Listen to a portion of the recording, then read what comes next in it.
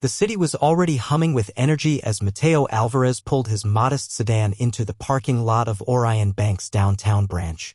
The building, a sleek blend of glass and steel, reflected the morning sun in sharp angles. Mateo paused for a moment, hands resting on the steering wheel, taking in the sight.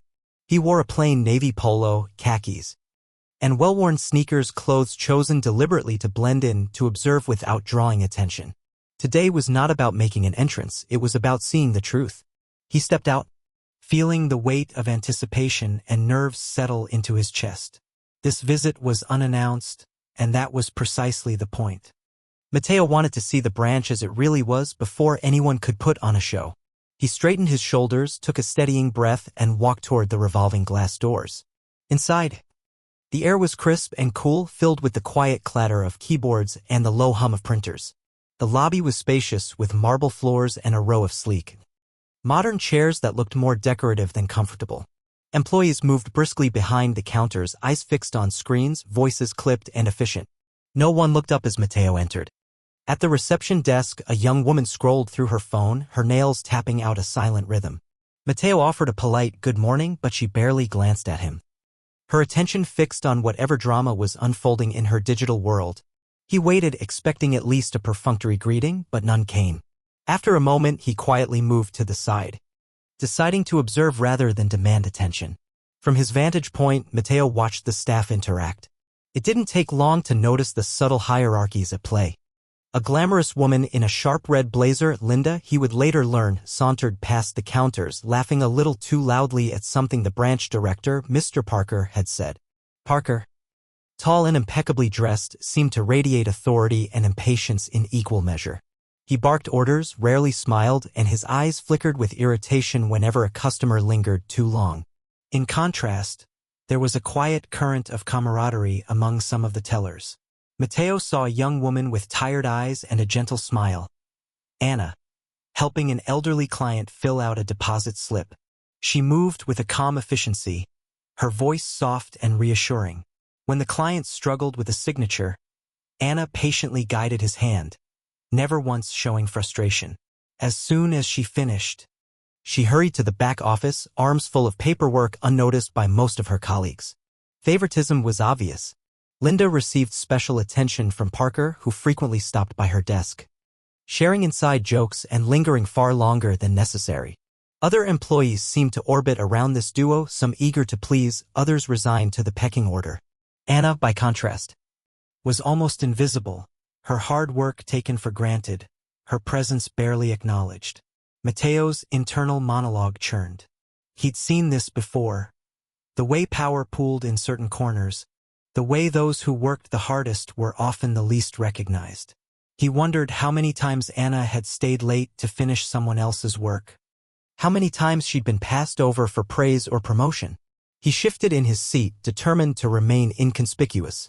He wanted to see how the branch truly operated when no one thought they were being watched. The minutes ticked by. Customers came and went, some greeted with warmth, others with perfunctory politeness.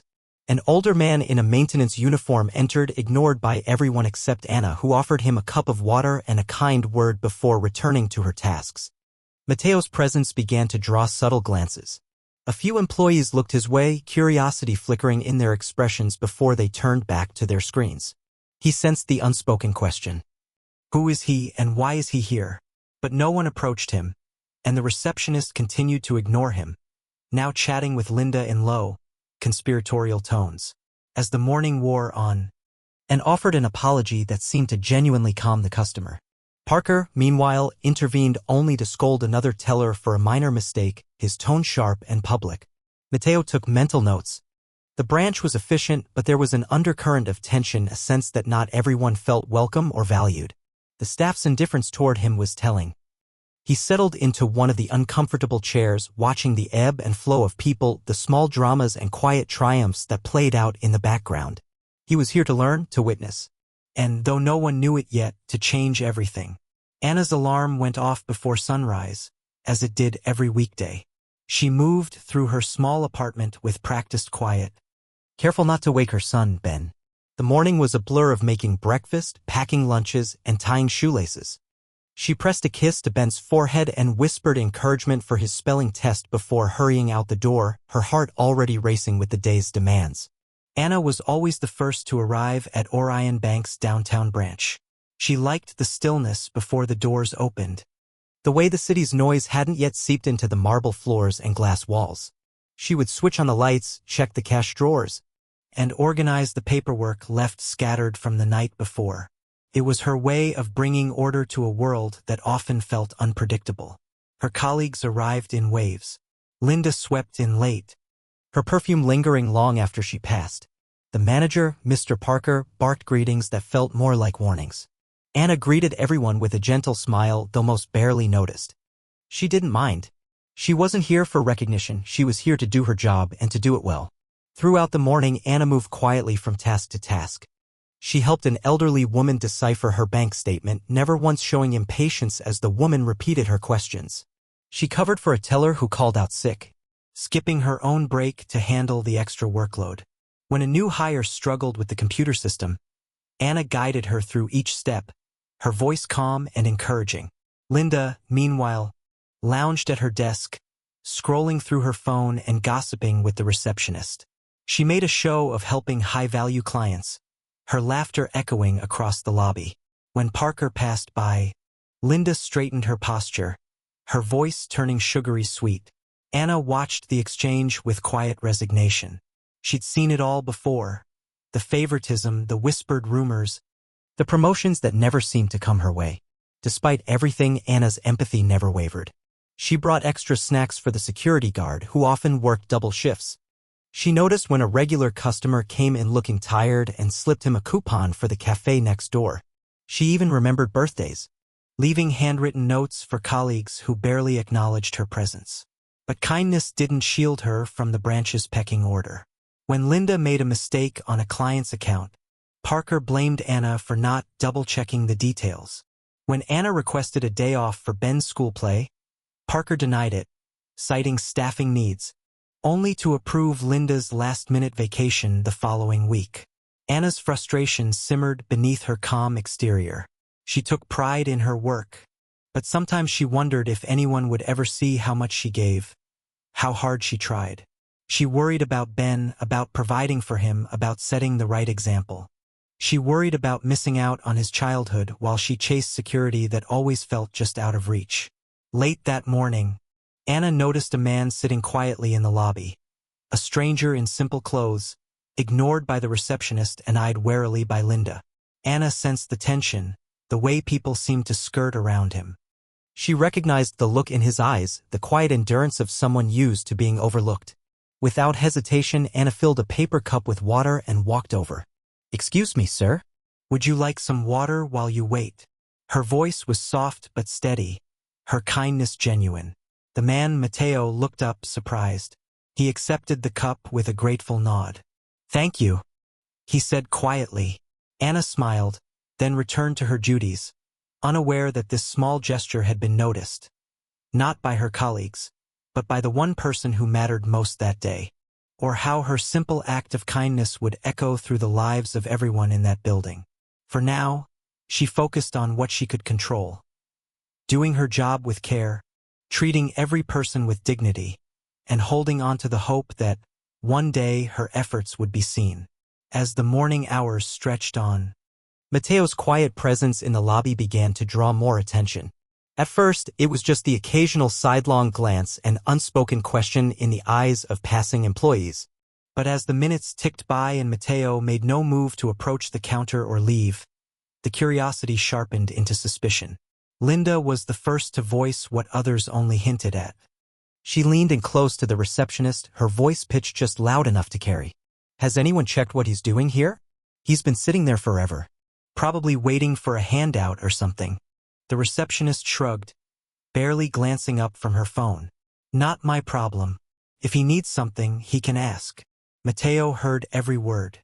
He kept his gaze steady, his posture relaxed, but inside he felt the familiar sting of being judged by appearance alone. He'd seen it before, in boardrooms, at airports. In the smallest interactions where a single look could say everything. A security guard soon approached, his steps heavy with authority. He stopped in front of Matteo, arms crossed, voice low and firm. "Sir, can I help you with something? This area is for clients and staff only." Matteo met the guard's gaze calmly. "I'm just observing for now. I won't be any trouble." The guard's eyes narrowed. "We don't allow people to just sit around. If you have business here, you need to state it.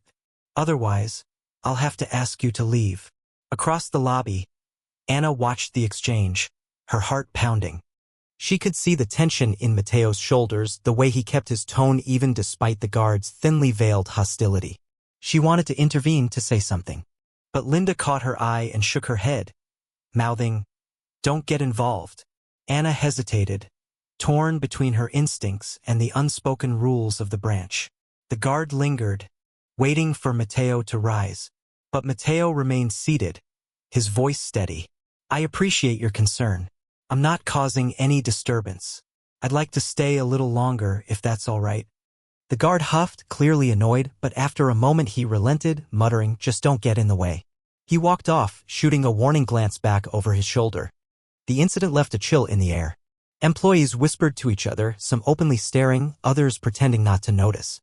Linda made a show of walking past Matteo, her heels clicking sharply on the marble, her expression one of open disdain. "Some people just don't know their place," she said to no one in particular. Matteo sat quietly, absorbing every detail, the way the staff clustered together, the hierarchy that dictated who spoke and who stayed silent, the subtle lines drawn between those who belonged and those who did not. He watched Anna as she returned to her desk, her eyes flickering with worry before she quickly looked away. The minutes dragged on. Matteo's presence became a silent test, a mirror reflecting the branch's true character. No one offered him help, no one asked if he needed anything. He was invisible, and yet, somehow, the focus of the room's unease. Anna's concern grew. She remembered the gratitude in Matteo's eyes when she'd offered him water, the quiet dignity with which he'd accepted the guard's interrogation. She wanted to do more, to show that not everyone in this place was indifferent or cruel. But she knew the risks: Linda's gossip, Parker's temper, the possibility of losing the job she so desperately needed. Still, Anna resolved to keep watch. If things escalated, she promised herself, she wouldn't stand by in silence. As the lunch hour approached, the tension in the branch became almost palpable. The stage was set for a confrontation that would reveal far more about the people in that lobby than any of them could imagine. The branch's atmosphere, already tense, and the receptionist's gaze flicked anxiously between her phone and the silent visitor. Even customers seemed to sense the unease, their conversations growing quieter as they waited in line. It was just after noon when Mr. Parker swept in from his office, irritation etched across his face. He had been informed, by Linda of course, of the unusual presence in the lobby. A few employees snickered. The security guard hovered uncertainly in the background, unsure whether to intervene or simply watch. Then, in a moment that seemed to freeze the entire branch, Parker reached for a paper cup of water from the receptionist's desk. Without warning, he flung the contents at Matteo. The water splashed across Matteo's shirt and face, droplets scattering across the marble floor. Collective gasps swept through the lobby. For a heartbeat, no one moved. The humiliation was complete, public, deliberate, and cruel. Anna, who had been watching from her station, felt something inside her snap. She rushed forward, her face flushed with anger. "Mr. Parker, how dare you?" she cried, her voice trembling but strong. "You can't treat people like that. No one deserves to be humiliated, no matter who they are." Linda rolled her eyes. "Oh, Anna, always the saint. Maybe you should worry about your own job." But Anna ignored her. She grabbed a stack of napkins and knelt beside Matteo, gently dabbing at his soaked shirt. "Are you all right, sir?" she asked, her voice full of genuine concern. Matteo nodded, his dignity intact despite the public shaming. "Thank you," he said softly, meeting Anna's eyes with quiet gratitude. Parker, flustered by Anna's defiance and the shocked silence of the lobby. "This isn't the kind of place I want to work for if we can't show basic respect." The branch was silent. The receptionist stared at her desk. The security guard looked away, and even Linda seemed momentarily speechless. Anna helped Matteo to his feet, her hands steady. Around them, the mood had shifted, no longer just tense, but charged with something new. The staff watched in uneasy silence, the echoes of Anna's words lingering in the air. For the first time that day, hope flickered in the branch, not just for Mateo, but for everyone who had ever felt unseen, unheard, or powerless. And as Anna returned to her desk, her heart pounding, she realized that sometimes it only took one voice to break the silence. Long after the echoes of the confrontation faded, Anna sat at her desk, hands trembling slightly as she sorted through paperwork. The adrenaline from standing up to Mr. Parker had begun to ebb, replaced by a familiar anxiety.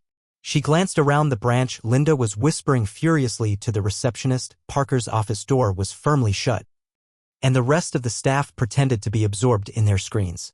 Anna's act of defiance had not gone unnoticed, and she knew there would be consequences. But Anna was no stranger to consequences. Her life had been shaped by sacrifices and quiet endurance. As a single mother, every day was a balancing act, juggling Ben's needs, the relentless demands of work. Her eyes gritty with exhaustion, she remembered skipping meals to ensure Ben had enough and taking on extra shifts to afford his school supplies. Anna's journey to this branch had not been easy, and make snide remarks about Anna's clothes or her status as a single mom.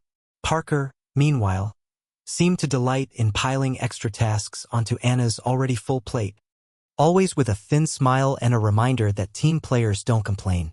Despite it all, Anna refused to let bitterness take root. Her empathy was her shield. She found small ways to help others. A kind word for a nervous trainee, a cup of tea for the janitor, a patient ear for elderly clients who just wanted someone to talk to.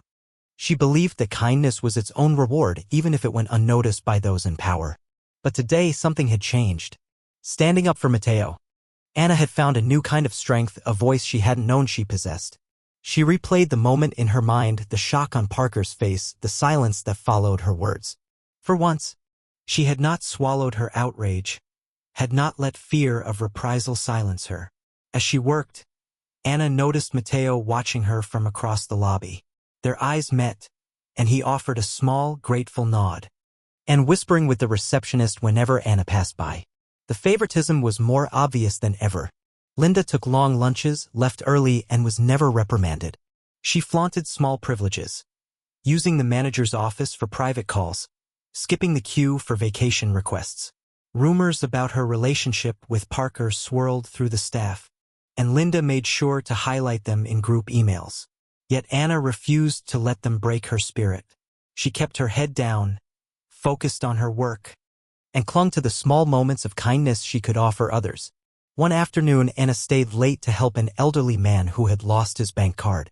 As she patiently walked him through the process, she noticed Mateo sitting quietly in the lobby observing everything. Their eyes met, and Anna saw not just curiosity but genuine respect in his gaze. She wondered who he really was, why he kept coming back, what he was looking for. The staff was abuzz with rumors. "He's probably some inspector," one teller whispered, "or maybe a secret shopper." Others speculated he was a relative of a board member, or someone sent to spy on the branch. The uncertainty added to the anxiety, and everyone was on edge. At the next staff meeting, Parker tried to reassert control. He praised Linda for her initiative and leadership, while criticizing Anna for disrupting the team dynamic. Linda smirked, basking in the attention, while Anna sat quietly, her jaw clenched. But when Parker tried to single her out for a minor error, Anna calmly explained the situation, refusing to be intimidated. Her quiet dignity silenced the room, if only for a moment. Mateo watched it all unfold, taking mental notes. He saw the lines drawn between those who wielded power and those who bore its weight. He saw the fear, the resignation, the small acts of resistance. Most of all, he saw Anna steadfast, resilient, and unwilling to compromise her values, no matter the cost. As rumors swirled about an upcoming executive visit, the staff grew increasingly anxious. Parker and Linda scrambled to present a polished front, coaching the team on what to say and how to act. But beneath the surface, the divide only deepened. Some staff quietly hoped for change, while others clung to the old ways, fearing what might happen if the truth came to light. Anna felt the strain. But she also sensed a shift, a growing awareness among her colleagues that things could not go on as they had. She drew strength from their silent support, from the knowledge that she was not entirely alone. And as the day of the executive visit approached, Mateo remained a steady, watchful presence, a quiet reminder that sometimes The most important changes begin with a single act of courage. The morning of the executive visit dawned with a nervous energy that rippled through the branch. Desks were spotless, uniforms pressed, and even Linda's perfume was dialed down to a faint trace. Parker paced the lobby, rehearsing greetings and double-checking every detail. He'd coached the staff for days, warning them to smile. Strode in, flanked by a group of sharply dressed executives. The staff snapped to attention, Parker at the front, his smile wide and rehearsed. "Welcome to Orion Bank, Ms. Carter," Parker said, his voice oozing charm. "We're honored to have you here. Everything is running smoothly, and our team is it." Ms. Carter held up a hand, her gaze cool and assessing. "Thank you, Mr. Parker. I'd like to meet the whole staff, please. Could you gather everyone in the lobby?" The order sent a ripple of anxiety through the room. Staff shuffled in, forming a nervous semicircle. Linda clung to Parker's arm, while Anna stood quietly at the edge, hands clasped in front of her. Miss Carter's eyes swept the group, pausing on Anna, then on Mateo, who stood at the back, unnoticed by most. With a slight nod, she turned to Parker. "Before we begin, I'd like to introduce someone very important to Orion Bank." She gestured to Mateo, who stepped forward. The staff exchanged puzzled glances. Parker's smile faltered and Linda's jaw dropped. "Everyone," Ms. Carter announced, "this is Mateo Alvarez, our new CEO." A wave of astonished murmurs swept through the staff. Anna's eyes filled with tears of relief, gratitude, and vindication. She managed a trembling "thank you," her voice barely above a whisper. Mateo's tone hardened as he turned to Parker and Linda. "As for those who abused their positions, who fostered a culture of fear and favoritism, there will be consequences. Mr. Parker, Ms. Linda, you are both suspended pending a full internal investigation." The staff erupted in applause. Some looked at Anna with newfound respect, others with hope that things might finally change. Even customers in the lobby paused to watch, sensing the shift in the air. Ms. Carter stepped forward, smiling at Anna. "We're proud to have you on our team. Your example will help lead this branch into a new era, one defined by fairness, respect, and genuine care for each other." In the days and weeks that followed, the transformation was unmistakable.